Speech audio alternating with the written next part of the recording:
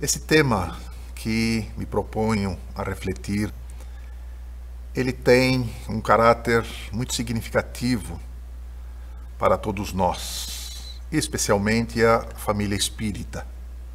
Todos nós que estudamos a doutrina espírita temos muito conhecimento, mas então a reflexão é fazermos com que esse conhecimento passe para o nosso proceder no dia a dia, nas nossas relações, para que a gente possa, ao final desta existência no mundo físico, quando retornarmos à pátria espiritual, que possamos olhar para trás e verificarmos o quanto avançamos nesta existência, agradecendo a Deus, a Jesus, aos bondosos amigos espirituais que nos permitiram reencarnar neste momento, para que a gente então possa mostrar o quanto nós crescemos. Vamos começar com essa definição do que seja a educação. Isso está lá no livro SOS Família, Joana de Ângeles, Divaldo Pereira Franco, no capítulo Educação. E Joana de Ângeles faz então essa observação, que a educação é a base para a vida em comunidade, por meio de legítimos processos de aprendizagem que fomentam as motivações de crescimento e evolução do indivíduo. Então nós vamos verificando que esse processo educativo, ele vai nos ajudar internamente, e nesse processo nós vamos então interagir com a comunidade onde nós estamos, que vão motivar o crescimento e a evolução do indivíduo, dos indivíduos. Vamos pegar esse comentário de Allan Kardec, que ele faz na continuidade da resposta na pergunta 685 do Livro dos Espíritos, quando ele coloca ali que esse elemento é a educação. Não a educação intelectual, mas a educação moral. Não nos referimos, porém, à educação moral pelos livros, e sim a que consiste na arte de formar caracteres. Vamos refletir um pouquinho sobre essa observação que Kardec nos faz. Ele está dizendo que é importantíssimo que nós transformemos este processo educacional em ações, né? Porque eu vou usar um exemplo muito simples aqui, que imagino que todos já tenham ouvido falar sobre esse assunto, mas eu acho importante que a gente vá pontuando durante os nossos comentários, durante as nossas reflexões, para que a gente realmente apreenda tudo isso e fixe isso no nosso íntimo. É como se eu tivesse na condição de pai, estou ensinando o meu filho, e que é o que todos nós fazemos, nossos filhos, né? Os nossos netos, os nossos sobrinhos, nós sempre orientamos para que sejam pessoas honestas, que falem a verdade, né? E aí eu estou num determinado momento, descansando de um dia de trabalho, com seus problemas inerentes às relações que nós temos hoje neste mundo, com algumas dificuldades que vivenciamos, e eu quero descansar. Toco o telefone e alguém quer falar comigo. O telefone toca, o meu filho vai lá, pega o telefone e ouve que alguém deseja falar comigo.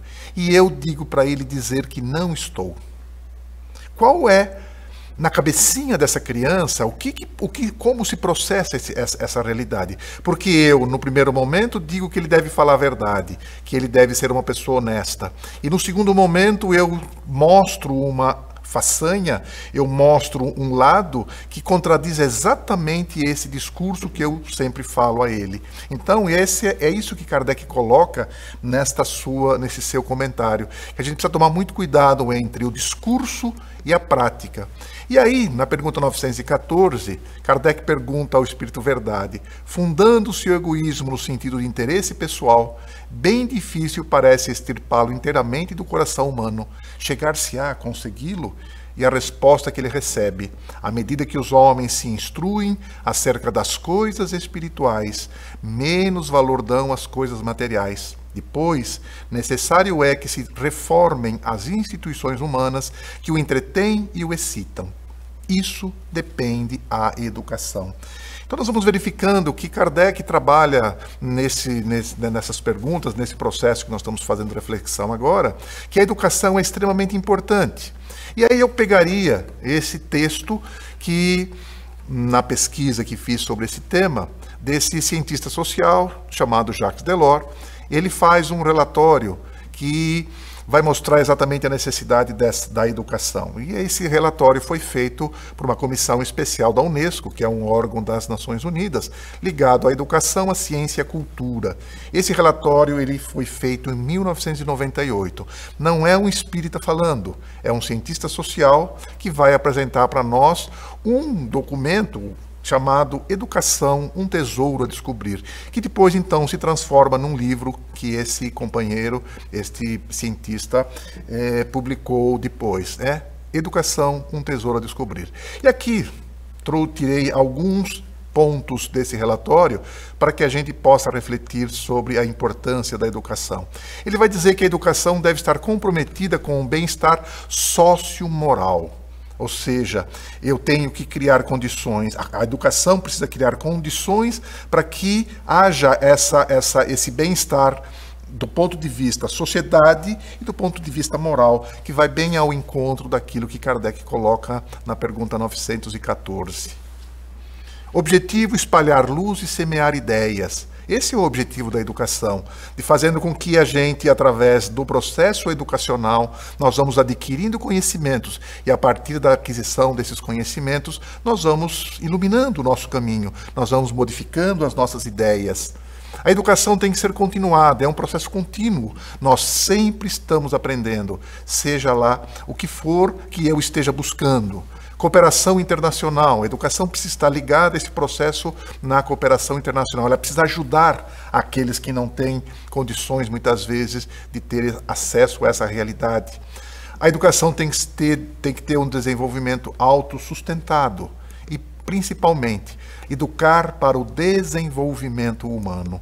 Então, este cientista, ele aponta como principal consequência da sociedade do conhecimento a necessidade de uma aprendizagem ao longo de toda a vida, fundamentada em 4 pilares que são concomitantemente pilares do conhecimento e pilares da formação continuada. Então, vamos aí analisar quais são esses pilares. Vamos lá. Aprender a conhecer, aprender a fazer, aprender a conviver e aprender a ser.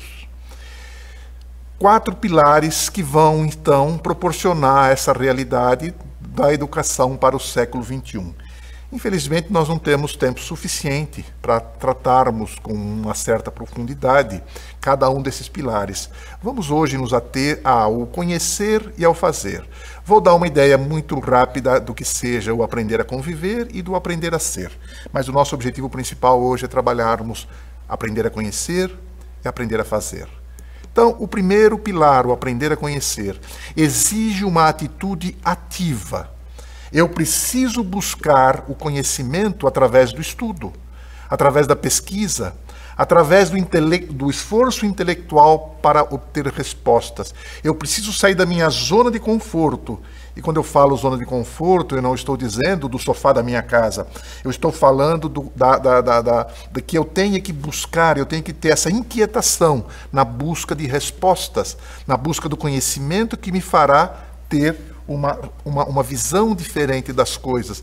Eu vou me libertar dos preconceitos, porque é através do conhecimento que eu me liberto dos preconceitos.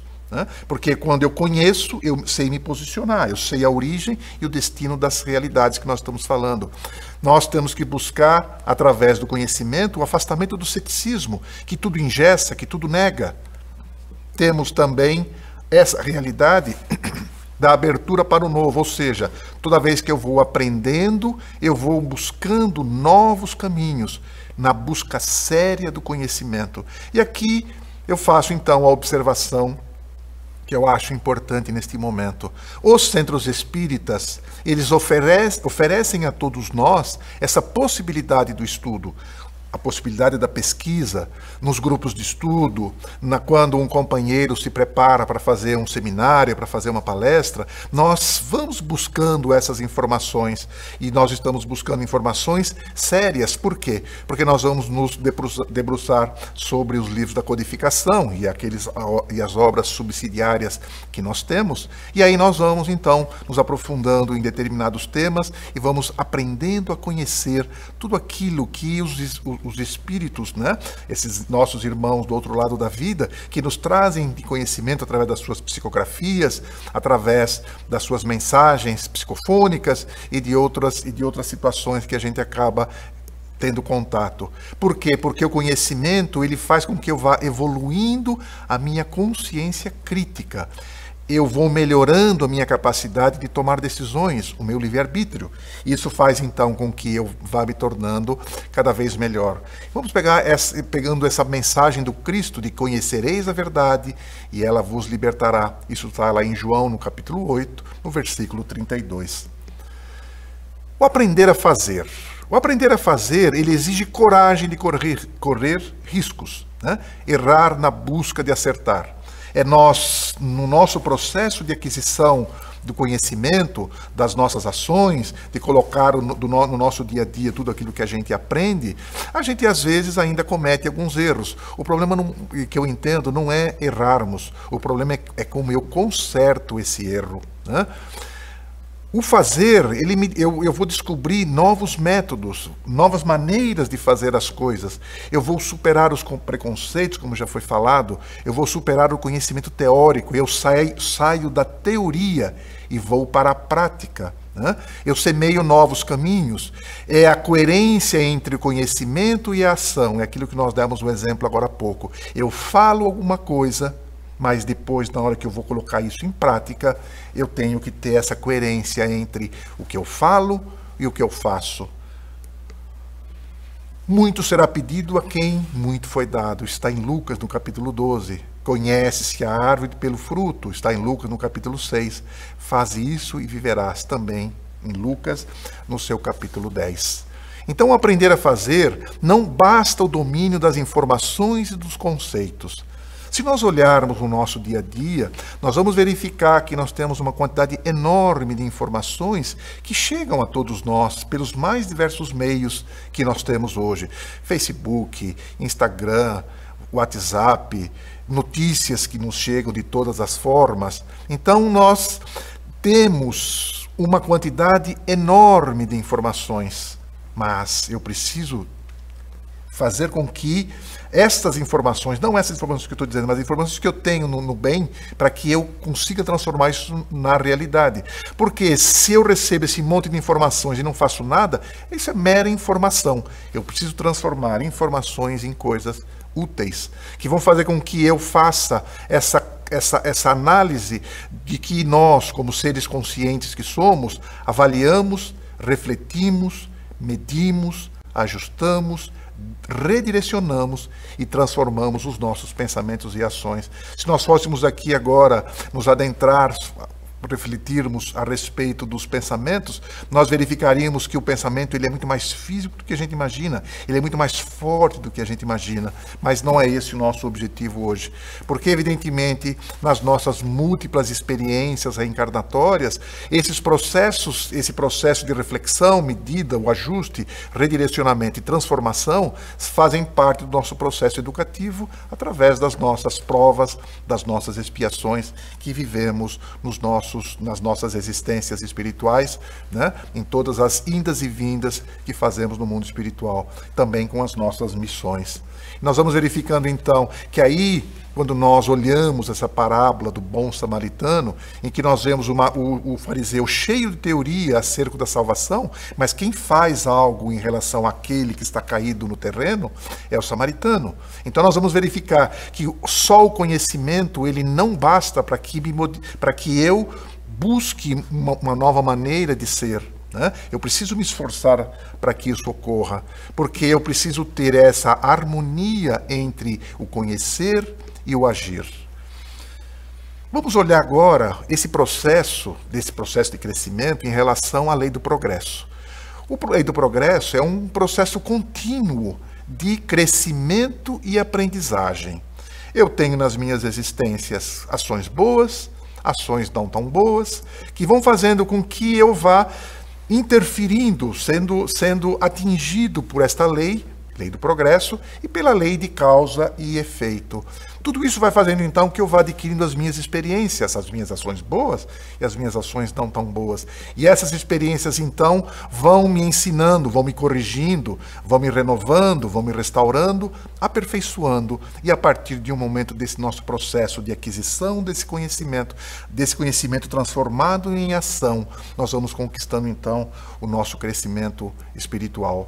Então, nós vamos percebendo que há, sim, uma lei que interfere nesse processo de crescimento, que é a lei do progresso, como disse, além de outras que também afetam diretamente esse processo. Mas vamos pegar então agora aqui essa evolução anímica. Evolução anímica é aquela do corpo físico. A antropologia nos mostra que nós já evoluímos das condições físicas do planeta. Houve já uma modificação. A Terra, quando nós lemos ali no livro A Caminho da Luz, nós vamos verificando que a espiritualidade vai nos mostrando todo esse processo pelo qual o planeta foi se transformando para, num determinado momento da sua existência, ter condições de receber aqui a vida. Começa com a vida mais simples, né? E vai então tendo a vida sendo evoluída neste complexo até termos as condições de habitar por seres já no sentido dos homens, né? Aí nós vamos verificando que essa Terra começou como um planeta primitivo, depois nós passamos pelo planeta de provas e expiações, que nós estamos vivendo hoje no planeta Terra, e se nós olharmos o planeta hoje, comparado com as descrições que nós temos por esses antropólogos, que nós temos pelos cientistas que analisam esse tipo de realidade, nós vamos vendo que a Terra evoluiu, e evoluiu muito, preparando para receber espíritos adequados a essa realidade. Mas nós estamos no processo ainda, num processo evolutivo de planeta, porque nós estamos já vivenciando a saída de um planeta de provas e expiações, a Terra, e nós já estamos adentrando a condição de um planeta de regeneração, que é um planeta onde terá outras condições físicas, né, que para poder receber espíritos já com uma outra característica moral no ponto de vista evolutivo. Nós vamos verificando, então, que houve a escala da ascensão do corpo, nós perdemos as feições bestiais dos trogloditas. Se nós olharmos aquilo que a ciência nos mostra, como éramos há alguns milhares de anos atrás e como somos hoje, nós vamos verificando que nós mudamos bastante. Perdemos essas funções, né, essas feições bestiais. Nós já perdemos a amoralidade dos bárbaros, nós evoluímos muito, ainda temos muito a evoluir, mas nós já não somos mais aqueles bárbaros do passado que matavam pelo prazer de matar. Mas isso como coletividade. Hoje nós temos ainda alguns irmãos que se perdem por esse caminho, mas já não é uma característica das pessoas, dos habitantes do planeta. A incipiência dos selvagens, nós já evoluímos muito em termos de racionalidade, nós evoluímos bastante em relação a esse progresso intelectual versus o progresso moral, em relação às nossas leis, né? Nós tínhamos leis há muito tempo atrás, em que o mais forte é que impunha as suas leis. Então era uma ciência sem consciência. Quando nós olhamos a evolução desse processo nas leis, nós vamos verificando que naquele momento nós tínhamos leis egoístas.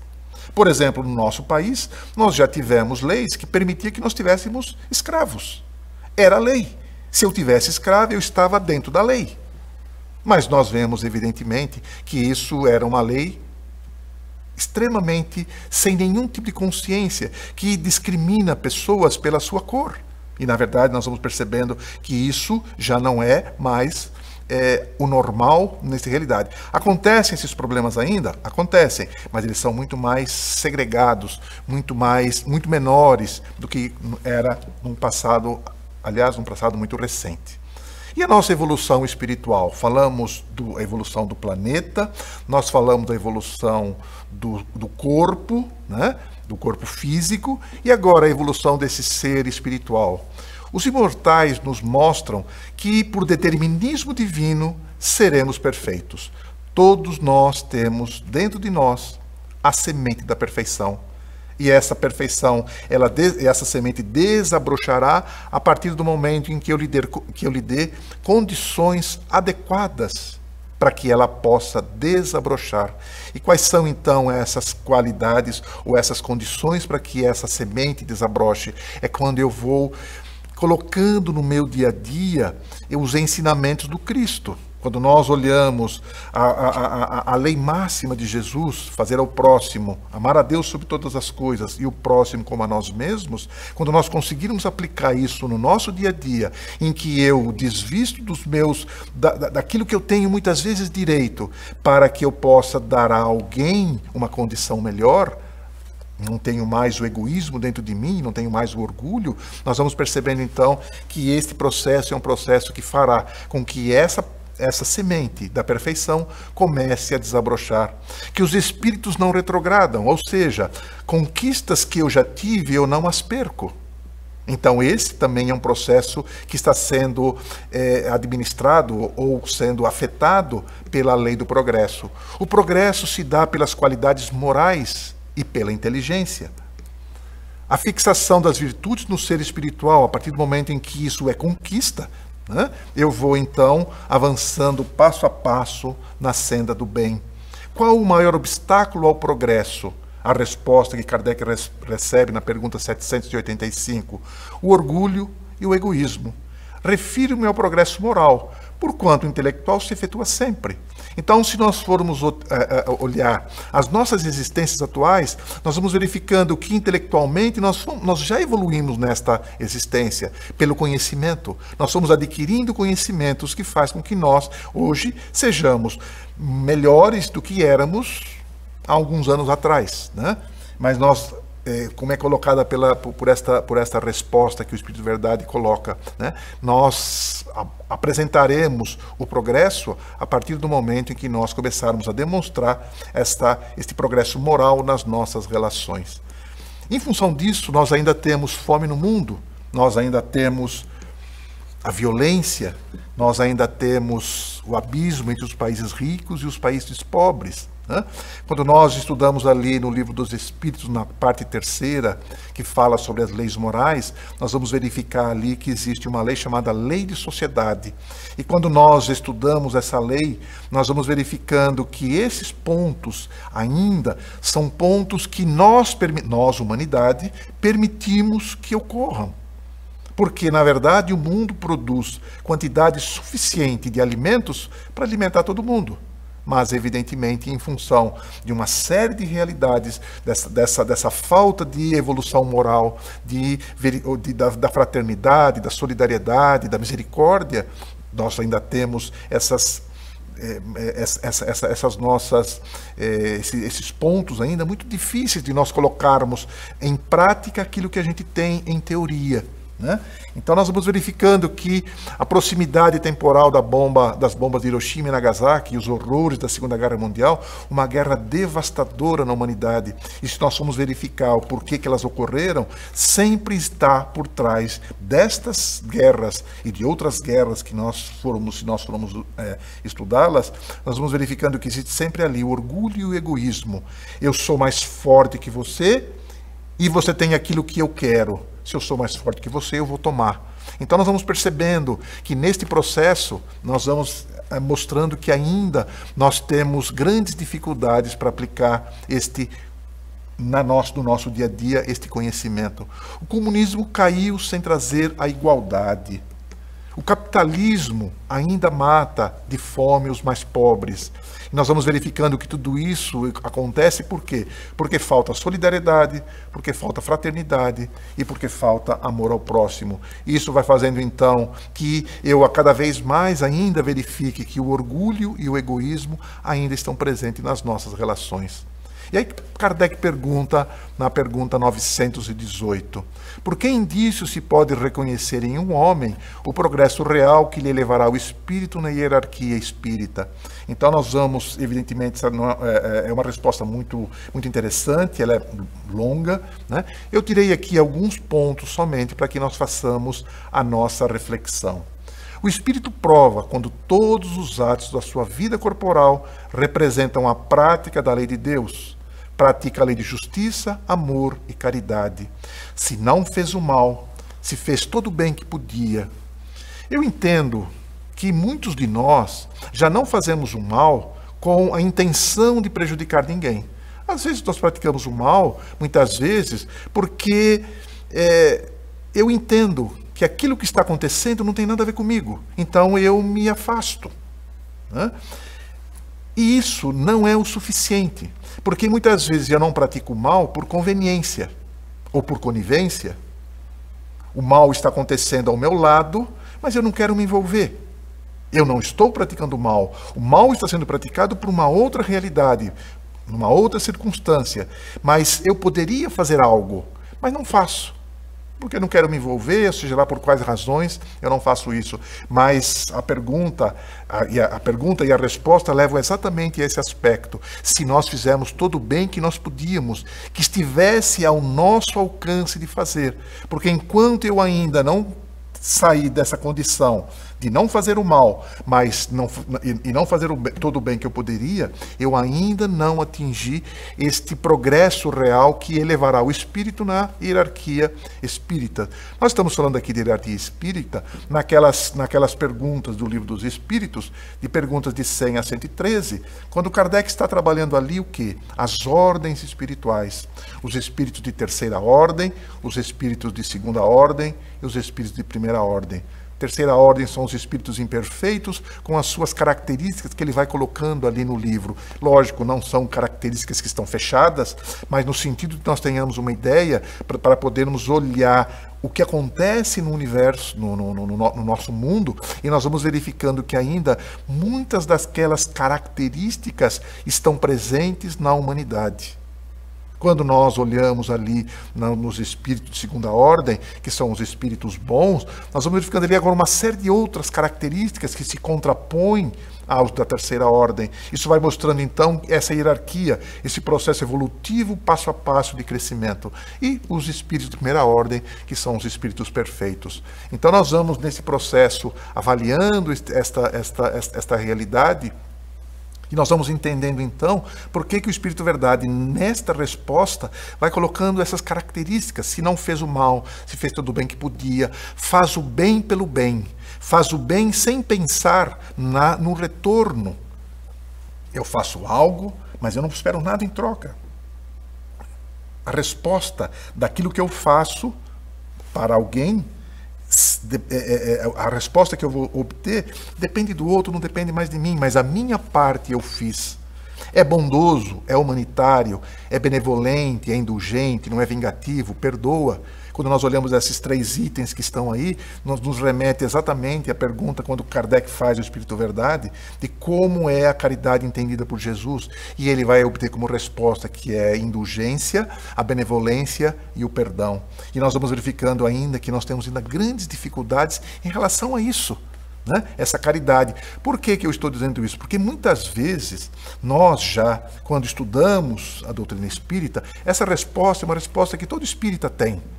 Que a caridade entendida por Jesus é a indulgência, a benevolência e o perdão. E aí eu vou olhar o que acontece em relação ao conhecimento teórico e em relação ao conhecimento prático. E aqui eu vou dar um exemplo muito simples, talvez pueril, mas para a gente poder entender o que eu estou tentando colocar nesta reflexão. Nós estamos vivendo agora uma época de mudança de estação. Então a gente começa a olhar o nosso guarda-roupa e a gente vai verificando que no nosso guarda-roupa nós temos roupas lá que já não fazem mais parte dessa estação, ou a moda já mudou o tecido, mudou a cor, mudou o tipo de corte, e aí então, mas eu sou uma pessoa que gosto de andar na moda e eu preciso de espaço no meu guarda-roupa para então comprar roupas novas. Mas eu tenho no meu íntimo que eu preciso então, sendo uma pessoa caridosa, dar essas roupas para alguém. Então, normalmente a gente faz o quê? Eu pego essas roupas e vou levar lá no centro espírita para entregar isso para aqueles irmãos que necessitam dessa realidade ainda. E eu levo a minha roupa, aquela que eu comprei com tanto carinho, que usei com carinho, e vou dar para alguém utilizar essa roupa. E aí eu pego esse meu bem e dou para alguém que está lá para receber. Quando eu faço isso, no meu íntimo, eu acho que a pessoa que recebe deve me agradecer, porque eu estou dando uma coisa minha para ela. E aí eu pergunto, se essa pessoa não te agradecer, se essa pessoa disser que ela não usa aquilo nem para limpar chão, qual é o meu comportamento frente a essa realidade? Eu entendi pelo estudo que a caridade é essa indulgência, essa benevolência e é esse perdão. E alguém me vem com essa resposta, esse posicionamento naquele momento. Como é que eu vou me posicionar em relação a isso? Como é que eu enfrento essa resposta? Eu posso responder eu posso responder em duas situações. A primeira delas, é ingrato, nunca mais te dou nada. A segunda, me desculpe, a próxima vez então eu verificarei algo que você realmente goste. Qual das duas está de acordo com o conhecimento? Benevolência, indulgência e perdão. A primeira ou a segunda? Então nós vamos percebendo que eu ainda muitas vezes tenho internalizada a resposta, o conhecimento, mas eu ainda tenho dificuldade de transformar esse conhecimento em ação. Por quê? Porque tem uma interferência nesse processo, que é alguém me dando um retorno que não é aquilo que eu gostaria de ouvir. Então nós vamos percebendo que esta dificuldade entre saber e fazer é o grande passo para que a gente possa avançar na senda do bem, para que nós possamos avançar neste caminho que nós temos todos de evolução, que nós estamos todos fadados. A dificuldade está em eu decidir qual é o caminho que eu quero seguir. Um caminho mais curto ou um caminho mais longo? Porque ele vai dizer, enfim, respeitem, enfim, em seus semelhantes todos os direitos que as leis da natureza lhes concedem, como quer que os mesmos direitos sejam respeitados. Exatamente o ensinamento do Cristo. Fazer ao outro o que eu gostaria que ele me fizesse. E percebam que não é eu fazer a ele dar a resposta a ele do que ele me fez. Eu faço a minha parte e cada um responde pelos seus atos. Se o outro é mal educado, se o outro é ingrato, é problema dele, não é problema meu. Agora, se eu sou mal educado, se eu sou ingrato, aí o problema é meu.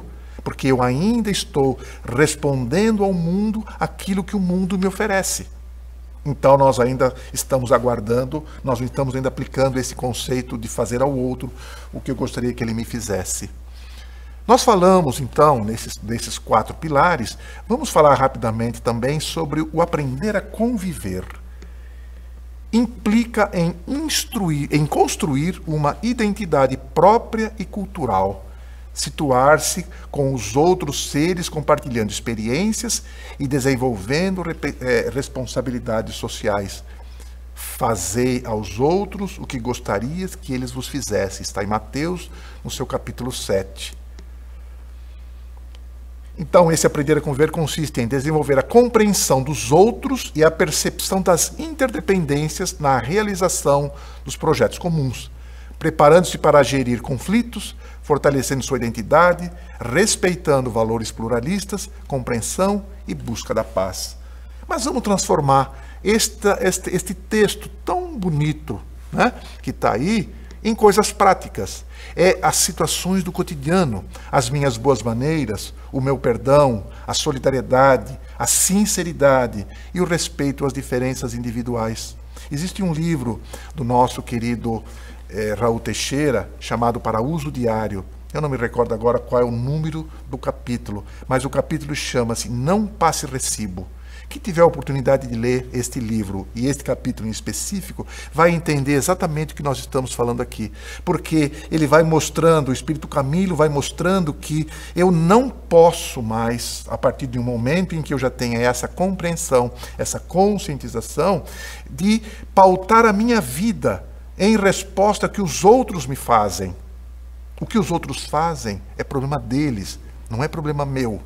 O problema meu é eu ter estas boas maneiras, é ter minhas relações de perdão, de solidariedade, de sinceridade e de respeito às diferenças individuais, que fazem o quê? Vão fazendo com que eu demonstre minha conduta cristã no processo de sociedade.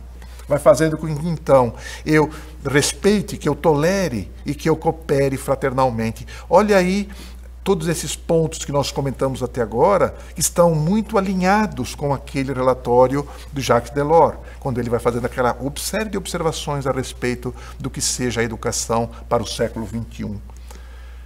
E o aprender a ser? A destinação do homem e a sua perfectibilidade, o que só pode ser alcançado pelas experiências que lhe facultam simultaneamente o conhecimento da natureza, o conhecimento do outro e o conhecimento de si mesmo. Isso faz, então, com que Mateus, lá no capítulo 5, quando ele traz essa palavra do Cristo, sede perfeitos, porque essa perfectibilidade nós temos inata em nós, nós temos como semente, e que nós precisamos fazer com que ela desabroche, como foi falado já anteriormente. Então, o quarto pilar, que é o aprender a ser, a preparação do indivíduo para desenvolver sua personalidade e poder agir com autonomia, expressando opiniões e assumindo responsabilidades. O que isso significa? Significa que a partir do momento em que eu atingi esse estágio, eu tenho condições de escolher o meu caminho. Ninguém mais diz o que eu tenho que fazer. Ninguém vai dizer que para eu ter a salvação, e essa salvação vamos colocar entre aspas, que eu tenho que trilhar tal ou qual caminho. Eu sei como eu faço isso. Então eu vou expressando as minhas opiniões e assumindo as responsabilidades. Lei de causa e efeito. Tudo que eu tiro da lei, eu tenho que retornar à lei. Em algum momento da minha existência, eu vou precisar fazer isso. Não por uma imposição, não por um castigo, mas por uma conscientização. Porque se eu burlei a lei, se eu retirei algo da lei, eu necessitarei em algum momento retornar ao processo evolutivo, né? desta condição que eu burlei. Tá? Envolve o seu pensar, seu sentir e agir no contexto da existência do homem. Nós vamos, então, superando a superficialidade dos conceitos, normas e conteúdo comportamental sem questionamento ou possibilidade de transformação. Ou seja, eu me fecho e digo que o mundo está errado e só eu estou certo. Ou eu verifico que recebo indícios, informações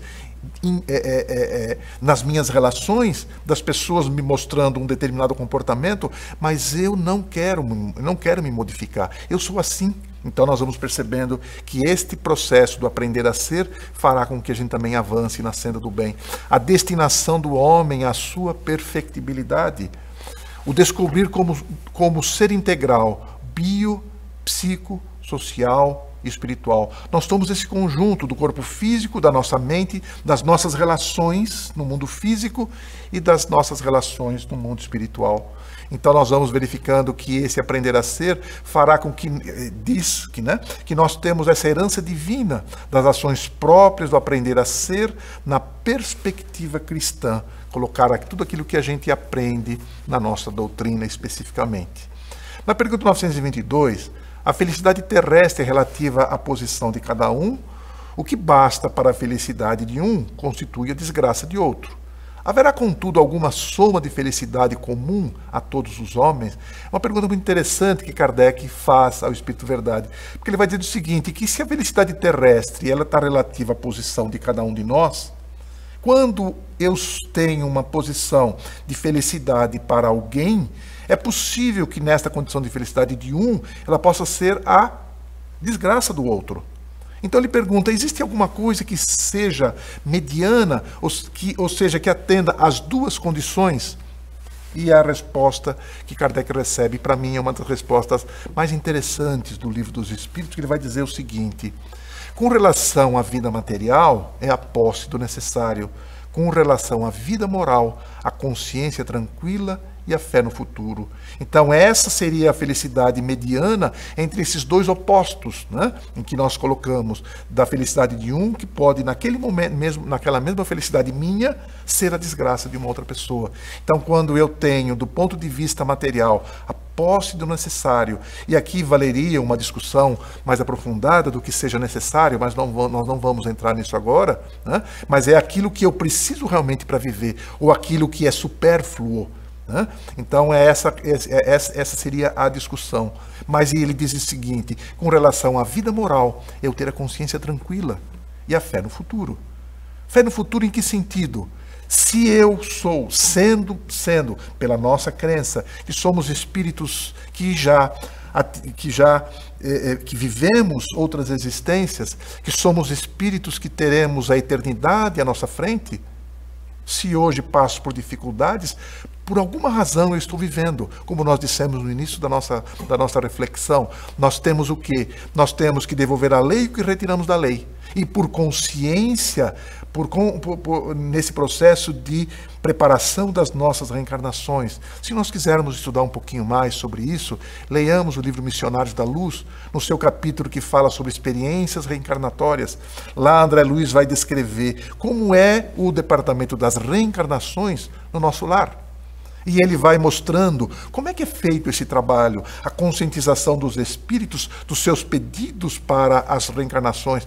E a espiritualidade é tão bondosa que eles não permitem que nós assumamos determinadas situações, determinados problemas nas nossas existências, quando estamos nos preparando para reencarnar, se eu não estiver preparado.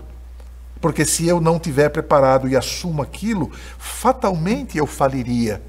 Então nós vamos percebendo neste processo que a espiritualidade, que Deus é tão bom e é tão justo, que não permite que eu assuma responsabilidades maiores do que eu já estou preparado para tê-las.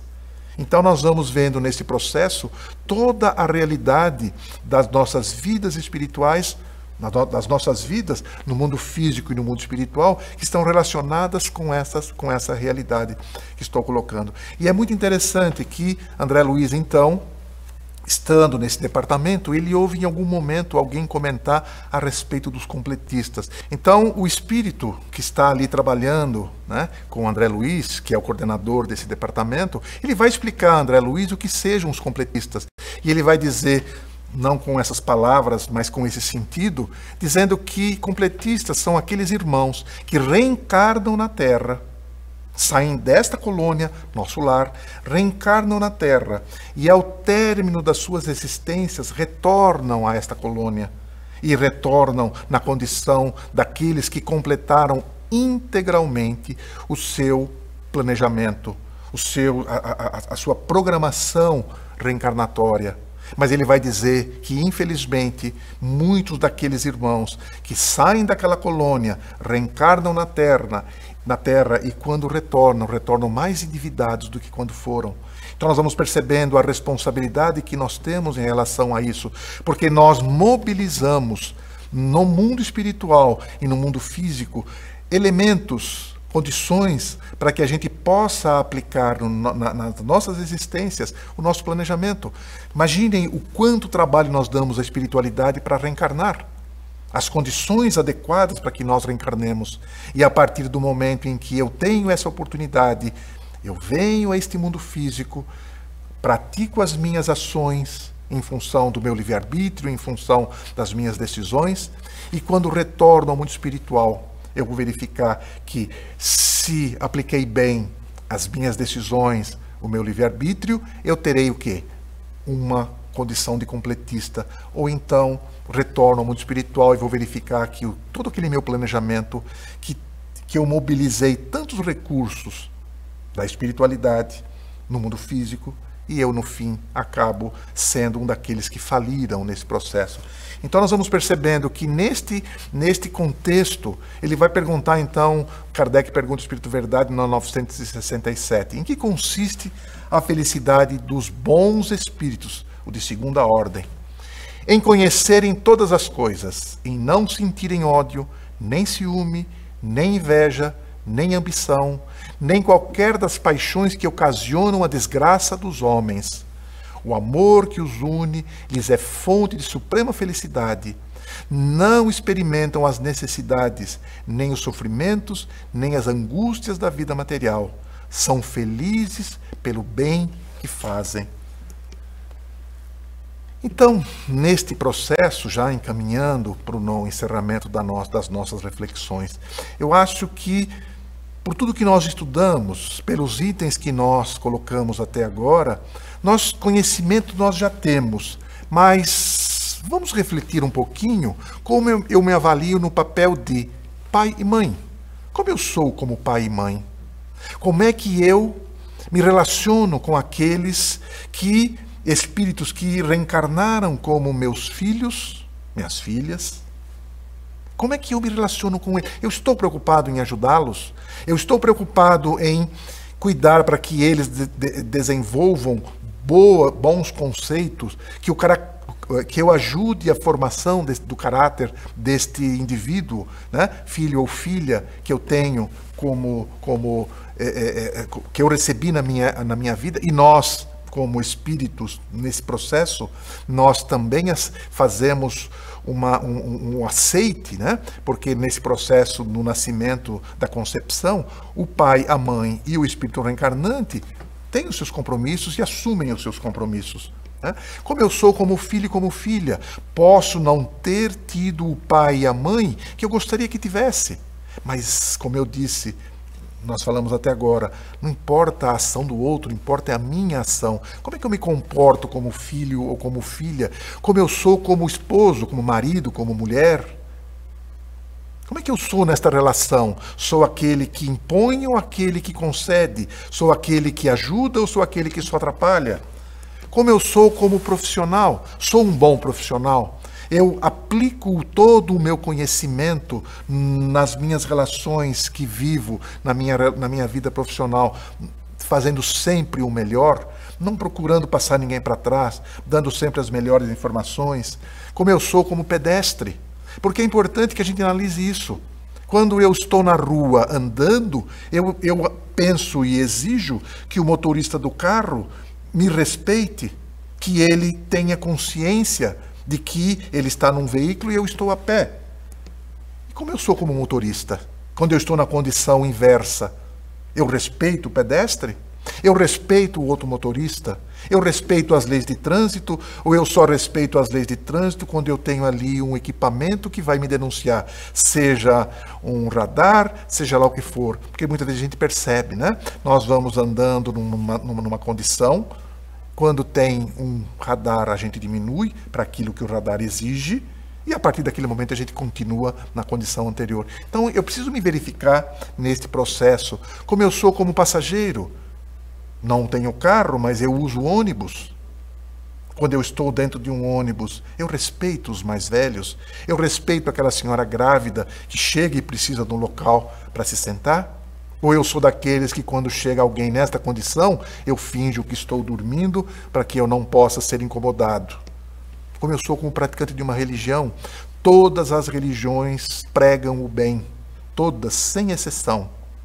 E como eu sou como praticante dessa religião, eu pratico aquilo que eu estudo, o que a minha religião me coloca, ou sou daqueles que simplesmente ouço o que a religião me coloca, mas eu pratico coisas completamente diferentes. Como eu sou como cidadão? Como é que eu me comporto como cidadão? Eu sou aquele cidadão que contribuo para a sociedade onde eu vivo, ou sou daqueles que procura só tirar da sociedade onde eu vivo? Então nós vamos percebendo que neste processo é um processo no qual eu vou me mostrando como eu sou integrante desta sociedade, desta comunidade, porque neste item nós estaríamos aí aplicando os 4 pilares que nós falamos nestas nossas reflexões. Então, no encerramento dessas nossas reflexões, desejamos que todos possam fazer essa viagem íntima, avaliar-nos todos nós em relação a tudo que foi comentado, esses comentários foram feitos com as melhores das boas intenções, para que todos nós possamos, passo a passo, no nosso caminho evolutivo, irmos crescendo rumo a esse que está aí na tela, porque os ensinamentos que ele nos trouxe estão aí há muitos e muitos anos, mas nós estamos praticando. Então, encerrando o nosso trabalho desta manhã, nós agradecemos então a presença virtual de todos, pela bondade de nos acompanharem, por esse trabalho que a Federação faz por todos nós. Muito obrigado a todos e até uma próxima oportunidade. Vamos passar agora uma mensagem e então estaremos encerrando o nosso trabalho ao término desta apresentação. Muita paz a todos. Fiquem Fiquemos em paz.